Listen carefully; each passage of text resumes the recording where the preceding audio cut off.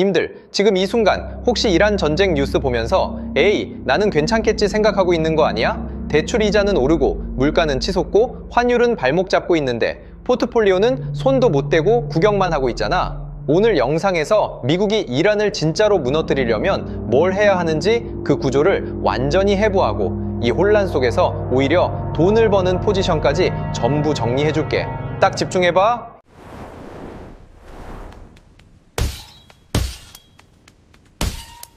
2026년 2월 28일 미국과 이스라엘이 이란을 향해 동시에 대규모 군사작전을 터뜨렸어. 작전명은 에픽 퓨리 작전. 그날 소셜미디어 반응이 어땠는지 기억해? 또 중동이야? 잠깐 빠졌다 오르겠지? 어차피 금방 합의하겠지. 댓글창이 딱 이 세 개로 도배됐어. 근데 나는 그 댓글들 보면서 속으로 이렇게 생각했어. 아, 이번엔 진짜 다른데 숫자부터 봐. 작전 개시 후 첫 100시간 동안 미군이 타격한 목표물이 무려 12,300개 이상이야.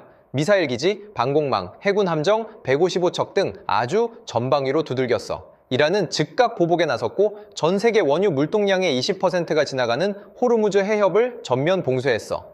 브렌트유는 개전 직후 배럴당 120달러를 돌파했고 영국 옥스퍼드 이코노믹스는 이 봉쇄가 6개월 이상 지속되면 유가 190달러, 글로벌 인플레이션 7.7% 반등이라는 최악의 시나리오를 공식 경고하고 나섰어.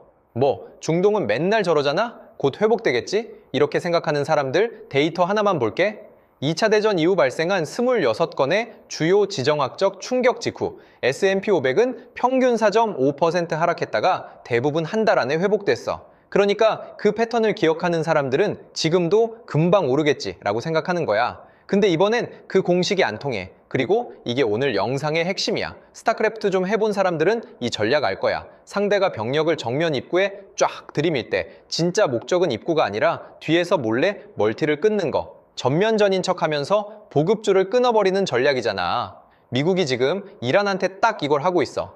표면적으로는 군사시설을 폭격하는 것처럼 보이지만 진짜 목표는 이란 권력의 핵심 조직인 IRGC의 경제적 돈줄을 완전히 말려버리는 거야. 군사력으로 이란을 점령하는 게 아니라 돈이 끊기면 내부에서 알아서 무너지게 만드는 구조야.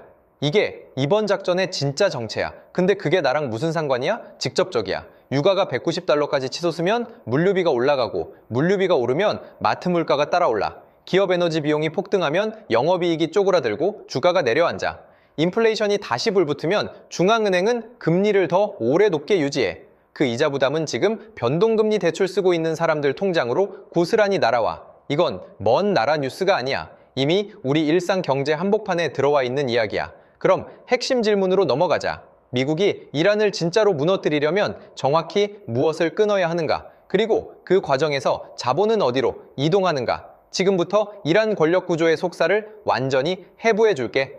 자, 이제 진짜 속으로 들어가 보자. 많은 사람들이 이란을 어떻게 생각하냐면 최고 지도자가 맨 꼭대기에서 모든 걸 지시하고 군대가 그 명령을 받아서 일사불란하게 움직이는 수직적인 독재 국가. 이런 이미지를 갖고 있을 거야. 근데 이게 완전히 틀렸어. 이란 내부를 실제로 들여다보면 서로 이해관계가 다른 세 개의 권력 축이 각자 밥그릇 챙기면서 공존하는 구조야. 겉으로는 하나처럼 보이지만 속은 완전히 다른 생물 세 마리가 한 우리 안에 들어가 있는 형태지. 이걸 이해하지 못하면 미국이 왜 지금 이 방식으로 이란을 공략하고 있는지 절대 이해가 안 돼. 그리고 이걸 이해해야만 이 전쟁이 어떻게 끝날지, 그 과정에서 어디에 돈이 몰릴지가 보이기 시작해. 이란 권력의 세 축, 지금부터 하나씩 뜯어볼게. 첫 번째 축은 최고 지도자층이야. 국가의 이념과 전략적 방향을 결정하는 그룹이지. 에픽 퓨리 작전 개시 직후 미군과 이스라엘의 정밀 타격으로 최고 지도자 알리 하메네이를 포함한 핵심 고위 인사들이 사망했고 그의 아들 무즈타바 하메네이가 차기 최고 지도자로 급부상하고 있어. 권력의 꼭대기가 한순간에 통째로 흔들린 거야. 두 번째 축은 대통령과 경제장관을 포함한 테크노크라트 그룹이야. 국가의 일상 행정과 경제 운영을 담당하는 관료 집단이지. 이들은 핵 개발이나 군사 도발의 직접 책임자가 아니기 때문에 미군과 이스라엘이 의도적으로 이들을 타격 대상에서 제외하고 있어. 나중에 정권이 교체됐을 때 새 정부를 굴려야 할 행정 인력이 필요하거든. 그리고 세 번째, 축. 여기가 오늘 이야기의 핵심이야. 이란 이슬람 혁명 수비대, IRGC야. 이름만 들으면 군대처럼 들리는데 실제로는 군대가 아니야. 이란이라는 나라의 무력, 경제, 대외 공작을 동시에 독점하는 거대한 보안 경제 제국이야. 규모는 최소 25만 명에서 많게는 50만 명. 단순한 군사 조직이라고 보기엔 너무 크고 너무 돈이 많고 너무 많은 산업에 손을 뻗고 있어. 여기서 잠깐 이란이 왜 이렇게 거대한 내부 보안 조직을 유지해야 하는지부터 이해해야 해. 이란은 다민족 국가야. 험준한 자그로스 산맥과 광활한 사막으로 국토가 쪼개져 있고 역사적으로 수십 개의 민족이 각자 고립된 채 자신들만의 언어와 정체성을 지키며 살아왔어. 데이터를 직접 보면 더 선명해져. 지배 민족인 페르시아인의 인구 비율은 약 61%야. 나머지 40%에 가까운 인구가 쿠르드인, 아제르바이잔의 투르크인, 루르인, 발루치인, 아랍계 등 비페르시아계 소수민족으로 구성돼 있어. 이란 당국이 2025년에서 2026년 사이 자국민을 대상으로 얼마나 잔혹한 통제를 가했는지 실제 수치를 볼게.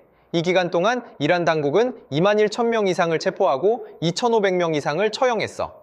근데 여기서 충격적인 숫자가 나와. 전체 인구의 10%에 불과한 쿠르드족이 전체 체포자의 무려 47%를 차지한 거야. 발루치인은 국가 내 최고 빈곤 지역에 갇힌 채 종교적 탄압까지 이중으로 받고 있고, 이란 최대 원유 생산지인 후제스탄에 사는 아랍계 주민들은 간첩 혐의로 집중 표적이 되고 있어. 이 숫자들이 말하는 게 뭔지 알아? IRGC와 정규군의 가장 중요한 임무가 외부의 적과 싸우는 게 아니라는 거야. 이들의 진짜 임무는 자국 영토 외곽 지대를 사실상 점령하고 감시하면서 40%에 달하는 소수 민족이 독립이나 자치를 요구하며 들고 일어나지 못하도록 억누르는 내부 통제야. 한마디로 이 거대한 군사 조직의 진짜 적은 외국 군대가 아니라 자국민이야. 그리고 이 내부 통제 기구를 유지하는 데는 천문학적인 비용이 들어. 바로 이 지점에서 IRGC의 진짜 아킬레스건이 드러나. 자, 그럼 이 막대한 비용을 어디서 충당하느냐? 많은 사람들이 IRGC를 이슬람 원리주의 이데올로기로 똘똘 뭉친 광신도 집단으로 생각해. 국가가 지시하면 죽음도 불사하는 충성스러운 전사들. 이 이미지가 서방 세계에 깊이 박혀 있지. 근데 현실은 완전히 달라. 글로벌 정보기관의 추적 데이터와 이란 내부 경제 지표를 교차 분석하면 IRGC를 결속시키는 힘은 종교적 신념이 아니야. 오직 하나야. 돈이야. IRGC는 1980년대 이란-이라크 전쟁 이후 국가 재건 과정에 참여하면서 서서히 경제력을 키웠어. 그리고 국제 제재가 강화될수록 아이러니하게도 IRGC는 오히려 그 제재의 빈틈을 파고들며 이란 경제 전체를 장악해 나갔어. 통신, 항만, 금융, 에너지, 건설, 이 모든 수익성 높은 산업을 독점하며 스스로 자금을 조달하는 거대한 카르텔로 변모한 거야. 구체적인 예를 들어볼게. IRGC 산하 엔지니어링 기업인 카타마란비아 들어봤어? 이름은 생소한데 이 기업이 이란에서 하는 일은 어마어마해. 댐, 고속도로, 지하철 노선, 병원 건설부터 이란 최대 천연가스전인 사우스파르스 개발까지 2,500개가 넘는 국가 주요 인프라 프로젝트를 수의 계약으로 싹쓸이하고 있어. 경쟁 입찰 없이 그냥 IRGC가 쓴다면 계약이 떨어지는 구조야. 여기서 끝이 아니야. IRGC 통제하에 걸프 석유화학 산업 PGPIC와 그 산하 39개 페이퍼 컴퍼니 네트워크는 이란 전체 석유화학 생산 능력의 40%, 수출의 50%를 장악하고 있어. 그리고 2025년 이란 국가 예산안을 보면 의료와 교육 예산은 삭감됐는데 카타마란비아에 배정된 예산은 전년 대비 38배나 폭증했어. 국민 세금이 국민 건강이 아니라 IRGC 사업 확장에 쓰이고 있는 거야. 여기에 더해 IRGC는 연간 수백억 달러 규모의 밀수 네트워크도 운영해. 이라는 세계에서 가장 저렴한 연료 보조금을 국민에게 지급하는 나라인데 IRGC는 이 보조금 연료를 하루 1,000만에서 1,500만 리터씩 이라크, 파키스탄, 아프가니스탄, UAE로 몰래 빼돌려. 국가는 연간 30억에서 50억 달러의 손실을 보고 그 차익은 IRGC 장성들 호주머니로 직행하는 거야. 홍콩과 UAE에 세워놓은 페이퍼 컴퍼니와 그림자 금융 시스템으로 수익을 세탁하고 이 돈이 중동 전역의 대리전 자금으로 뿌려져. 이란에서 부패는 시스템의 오작동이 아니야. 그게 시스템 그 자체야. 자, 이제 불편한 진실과 마주할 시간이야. IRGC를 구성하는 25만 명 이상의 병력 중에서 핵심 실무를 담당하는 건 20대에서 40대의 젊은 대원들이야. 이들이 혹독한 환경에서 자국민을 탄압하는 임무를 수행하는 이유가 뭔지 알아? 이슬람 혁명에 대한 충성심. 아니야. 이 거대한 경제 카르텔에 줄을 서서 언젠가 자신도 그 돈줄에 접근할 수 있다는 기대감이야. 그게 전부야. 근데 현실은 극소수의 고위장성들과 창설세대 노인들이 밀수 수익과 국부의 대부분을 독점하고 있고 실제로 총을 들고 현장에서 뛰는 젊은 대원들에게 돌아오는 몫은 터무니없이 작아. 이 불평등한 분배 구조에 대한 내부 불만이 이미 임계점에 다가가고 있어. 그리고 에픽 퓨리 작전은 정확히 이 균열을 노리고 있어. 미군의 타격 목표 리스트를 다시 한번 보면 뭔가 이상한 게 눈에 들어와. 단순히 미사일 기지나 방공 레이더만 부순 게 아니야. 해군 함정 155척을 파괴해서 잠재적 기로의 설치도 막았지만 또 해상 밀수 루트를 봉쇄했고 사우스 파르스 가스전, 관련 핵심 정유시설, 항만 인프라를 집중적으로 두들겼어. 이게 뭔지 알아? 전부 IRGC의 지갑 역할을 하는 경제 인프라야. 군사시설이 아니라 돈줄을 끄는 거야. 만약 이 공격이 계속되어서 IRGC로 유입되는 자금줄이 완전히 마른다면 어떤 일이 벌어질까? 월급이 밀리고 약탈할 이권마저 사라지고 조직을 하나로 묶어두던 유일한 접착제인 경제적 이익이 증발하는 거야. 그 순간 무장한 젊은 대원들은 압도적인 미군 폭격기와 맞서 싸우는 자살 행위 대신 내부로 총구를 돌릴 가능성이 생겨 은닉 자산을 움켜쥐고 있는 자신들의 늙은 지휘관들을 향해서, 그리고 여기에 억눌려 있던 쿠르드족, 발루치족, 아랍계 소수민족들의 무장 봉기까지 결합된다면 이란 이슬람 공화국이라는 체제는 외부에서 부수지 않아도 내부에서 스스로 해체 수순을 밟게 돼. 이게 미국이 이란을 무너뜨리기 위해 선택한 전략의 실체야. 폭격이 목적이 아니라 폭격은 수단이야. 진짜 목적은 이란 내부의 세대 갈등을 내전으로 비화시켜서 정권이 스스로 붕괴하도록 유도하는 거야. 알겠어. 근데 이 내부 붕괴 시나리오가 실제로 현실이 될 가능성이 얼마나 돼? 좋은 질문이야? 3가지 근거로 정리해줄게. 첫째, 자금줄 차단은 이미 진행 중이야. 사우스 파르스 가스전과 주요 정유시설 타격으로 IRGC의 핵심 수익원이 물리적으로 파괴되고 있어. 둘째, 내부 균열은 이미 존재해. 2025년에서 2026년 사이 전례 없는 규모의 자국민 탄압이 오히려 소수 민족들의 저항 의지를 높이고 있고 IRGC 내부의 세대 간 불만도 공개 정보망에서 포착되고 있어. 셋째, 역사가 증명해. 경제 기반이 무너진 강압적 권위주의 체제가 내부 결속을 유지한 사례는 역사적으로 극히 드물어. 돈이 끊기면 충성심도 끊겨. 자, 이제 이란 권력 구조의 속살을 완전히 해부했어. 그럼 이 거대한 지각 변동 속에서 자본은 어디로 이동하고 있는지, 그리고 우리는 어떤 포지션을 선점해야 하는지 지금부터 구체적인 투자 솔루션으로 넘어갈게. 첫 번째는 공격수 트랙이야. 무인기 및 전자전 섹터지. 자, 숫자부터 보자. 에픽 퓨리 작전에서 게임 체인저로 등장한 게 뭔지 알아? 토마호크 순항 미사일이 아니야. 대당 35,000달러짜리 저비용 자율 무인 공격기, 루카스 시스템이야. 대당 200만 달러짜리 미사일 대신 35,000달러짜리 드론으로 IRGC 지휘소를 파괴했어. 비용 대비 효율로 따지면 57대 1이야. 이 하나의 사실이 앞으로 글로벌 국방 예산이 어디로 이동할지를 완벽하게 설명해줘. 그럼 이 드론 혁명의 최전선에 누가 서 있는지 보자. 첫 번째, 에어로바이런먼트 티커는 AVAV 2026년 회계연도 3분기 실적을 보면 분기 매출 4억 800만 달러, 전년 동기 대비 143% 폭증이야. 그리고 현재 수주장호, 즉 이미 계약이 확정됐고 실적으로 인식될 일감의 규모가 11억 달러를 돌파하며 역대 최고를 찍었어. 여기에 2026 회계연도 첫 9개월 동안 누적 수주액이 무려 45억 달러야. 연간 매출 가이던스는 18억 5천만에서 19억 5천만 달러 사이. 숫자만 봐도 충분한데 경영진이 직접 한 말을 들어보면 더 선명해져. 에어로바이런먼트 CEO 와히드 나와비는 실적 발표에서 이렇게 말했어. 이란 분쟁으로 인해 프리덤 이글 1을 포함한 자사 제품에 대한 수요가 전례 없는 수준으로 올라왔다고. RF 제머와 단방향 공격 드론에 대한 제한 요청서가 국내외에서 동시에 쏟아지고 있다고. 경영진이 직접 이란 전쟁을 수요 폭발의 원인으로 지목한 거야. 최근 계약 내역도 봐. 미 육군으로부터 스위치블레이드 600 블록2와 스위치블레이드 300 블록 20 생산을 위한 1억 8,600만 달러 납품 계약. 해외 군사 판매용 신규 8억 달러 계약. 뉴멕시코 주 앨버커키에 제조 시설을 3천만 달러 투자로 추가 확장 중이야. 키뱅크 애널리스트는 이 모든 걸 보고 목표 주가를 295달러로 제시하며 긍정적 커버리지를 시작했어. 드론이 전장을 지배하면 할수록 그 드론을 무력화하는 기술도 같이 커져. 그래서 봐야 할 기업이 있어. 두 번째, 카시 인터내셔널, 티커는 카시. 드론 시대의 드론만큼 중요한 게 뭔지 알아? 적의 드론을 무력화하는 전자전이야. 2026 회계연도 2, 4분기 실적을 보면 매출 22억 달러, 전년 동기 대비 5.7% 성장. 주당 순이익은 6.81달러로 전년 대비 14.5% 증가. 그리고 전체 수주 장호가 328억 달러야. 328억 달러. 이게 얼마나 큰 숫자인지 감이 안 올 수 있으니까 한번 바꿔서 말하면 지금 당장 카시가 신규 계약을 한 건도 더 따지 않아도 앞으로 수년치 매출이 이미 확보돼 있다는 거야. 이걸 보고 회사는 2026 회계연도 연간 매출 가이던스를 93억에서 95억 달러로 상향 조정했어. 카시 CEO 존 맹구치는 이렇게 말했어. 전략적 투자를 통해 전자전과 애자일, 소프트웨어 개발 분야에서 선두 자리를 구축했다고. 이 분야들이 국가 안보의 핵심이라고. 실제로 카시의 전자전 부문은 연간 약 20억 달러의 매출을 독자적으로 창출하고 있어. 최근에는 미 육군으로부터 스펙트럼 지배 능력 강화를 위한 5년짜리 2억 5천만 달러 전자전 계약을 따냈고, 미사일 방어청의 실드 프로그램에서는 상한액 1,510억 달러짜리 초대형 다자 계약의 수주 자격을 획득했어.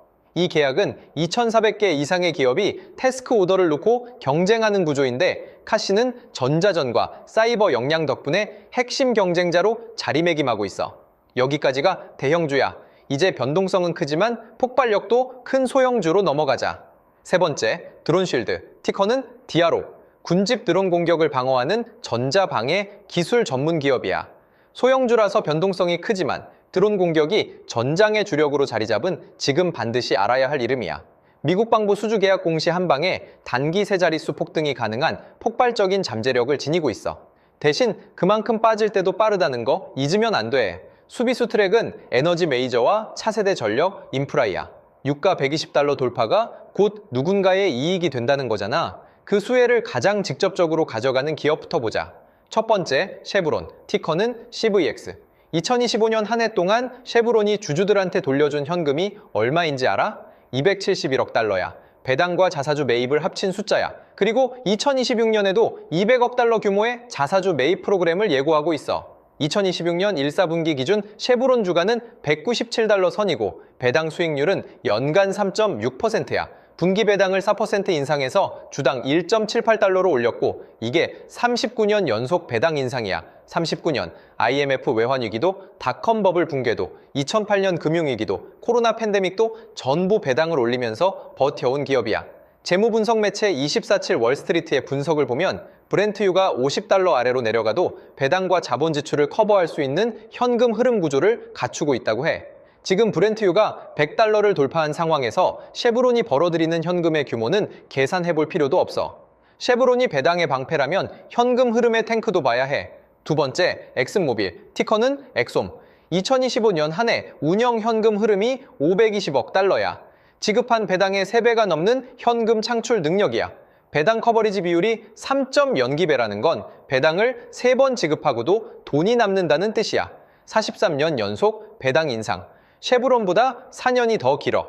엑슨모빌은 2030 플랜에서 현재 자본 지출을 그대로 유지하면서도 2024년 대비 수익 250억 달러 성장, 현금 흐름 350억 달러 성장을 목표로 하고 있어. 석유 메이저는 지금 당장의 수혜야. 근데 이 전쟁이 보여준 진짜 교훈은 에너지 자립이거든. 그 자립의 핵심에 원자력이 있어. 세 번째, 콘스텔레이션 에너지, 티커는 CG. 여기가 내가 가장 강조하고 싶은 부분이야. 중동 지정학적 위기가 역설적으로 미국의 에너지 자립을 가속화하는 촉매가 되고 있어. 그리고 그 흐름에서 가장 직접적인 수혜를 받는 기업이 콘스텔레이션 에너지야. 숫자를 볼게. CG는 미국 전체 원자력 발전소의 25%를 운영하고 있어. 4분의 1이야. 21개의 원자로가 12개 사이트에서 가동 중이고 2025년 6월에서 8월 사이 원자로 가동률이 무려 98.8%였어. 약 1,600만 가구에 안정적으로 전력을 공급하는 규모야. 그리고 2026년 1월에 칼파인을 164억 달러에 인수 완료하면서 총 발전 용량 60기가와트짜리 초대형 에너지 기업으로 탄생했어. 근데 여기서 진짜 핵심이 나와. AI 데이터 센터야. 챗GPT 질의 하나가 일반 구글 검색보다 10배 많은 전력을 소비해. AI가 폭발적으로 성장할수록 전력 수요는 같이 폭발하는 구조야. 그리고 AI 데이터 센터가 요구하는 건 간단해. 24시간 365일 절대 끊기지 않는 무탄소 전력이야. 태양광은 밤에 못 써. 풍력은 바람이 없으면 못 써. 근데 원자력은 날씨 상관없이 99% 이상 가동돼. 그래서 빅테크들이 CEG한테 줄을 서고 있어. 마이크로소프트는 3마일 아일랜드 원전과 20년 장기 전력 계약을 체결했어. 메타는 2025년 6월에 CEG와 일리노이 AI 데이터 센터 전력 공급을 위한 20년 1.1 기가와트 계약을 맺었어. 1.1 기가와트면 가정집 75만 가구에 공급할 수 있는 전력이야. 구글도 새 원자로 개발을 위해 500메가와트 규모의 계약을 체결했어.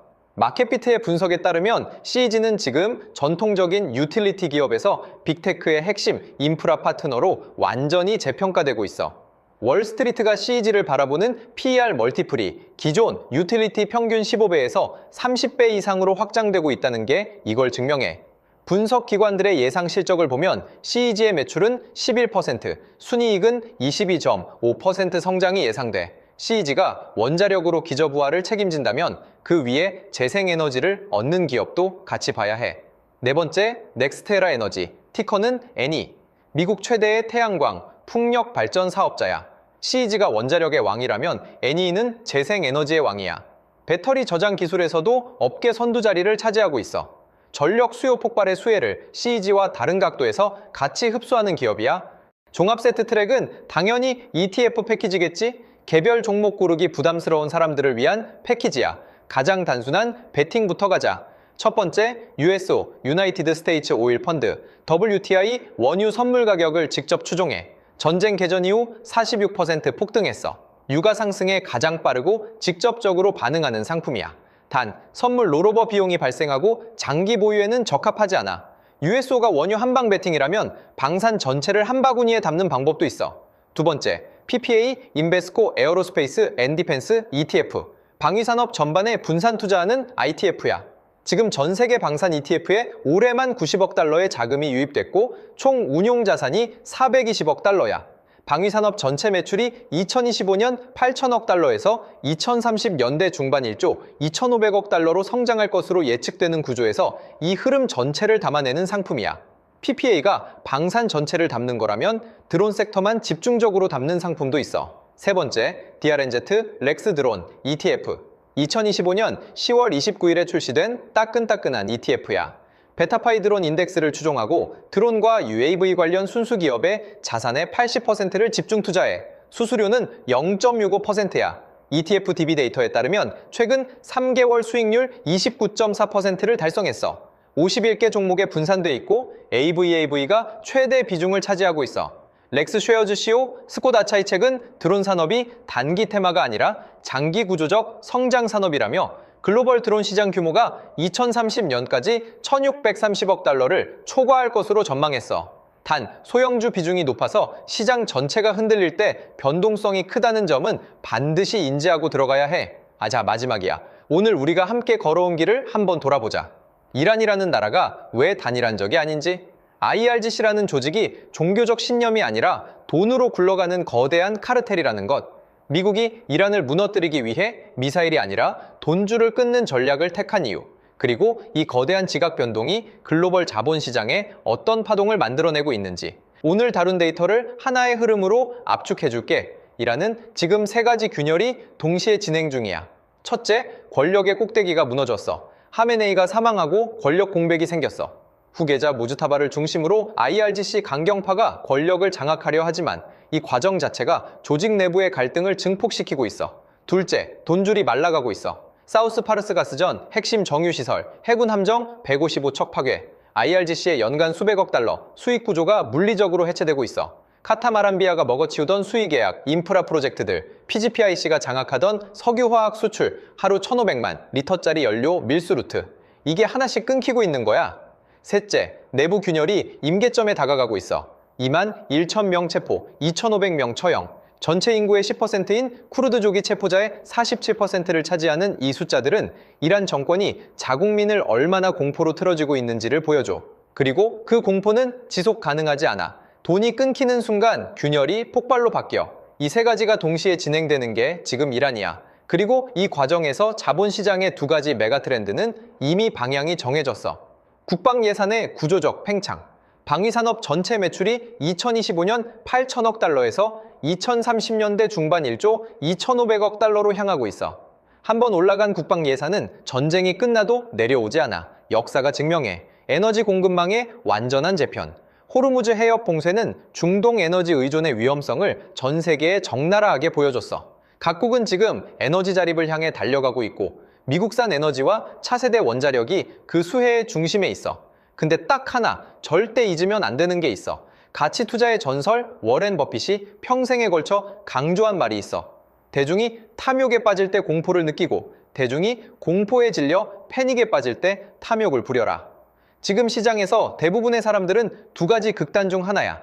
공포에 질려서 현금만 들고 있거나 흥분해서 아무 종목이나 눈 감고 사고 있거나 둘 다 지는 전략이야. 진짜 무서운 건 방산주가 안 오르는 게 아니야. 방향은 맞는데 내가 들어간 타이밍과 비중이 틀려서 맞는 종목으로 손실을 보는 거야. 그게 투자에서 가장 억울한 패배야. 근데 이걸 뒤집어 생각하면 얘기가 달라져. 지금 이 구조를 이해하는 사람이 시장 전체에서 극소수라는 게 오히려 기회야. 대부분의 사람들은 이란 전쟁을 뉴스 헤드라인으로 소비하고 있어. 또 중동이네, 잠깐 빠졌다 오르겠지라는 태도로. 근데 우리는 오늘 이란 권력 구조의 속살부터 IRGC의 돈줄 구조까지 해부했잖아. 정보의 비대칭이 수익의 비대칭을 만들어 남들이 헤드라인 한 줄로 판단할 때 구조를 이해한 사람은 흔들리지 않아. 단기 변동성에 패닉셀을 하지 않고 오히려 그 변동성을 분할 매수의 기회로 활용해.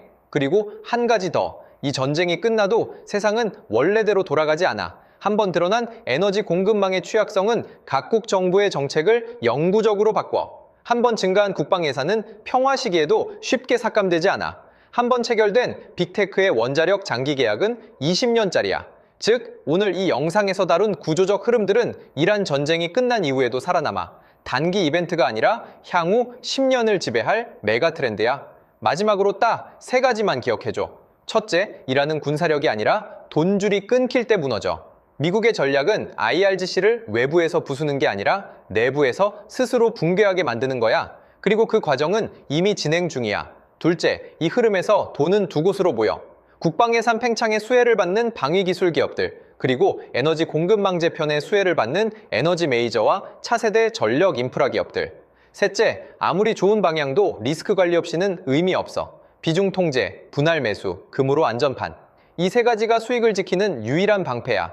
위기는 둔감한 사람에게는 재앙이지만 구조를 이해한 사람에게는 자산의 계급장을 바꿀 수 있는 역사적인 도약판이야. 오늘 이 영상이 그 도약판의 첫 발판이 됐으면 해. 앞으로도 이란 내부의 권력 암투, 호르무즈, 해협의 동향, 그리고 글로벌 자본의 흐름을 계속 추적해서 가장 정확한 데이터로 다시 찾아올게. 경제크래프트였어. 구독이랑 좋아요 잊지 마.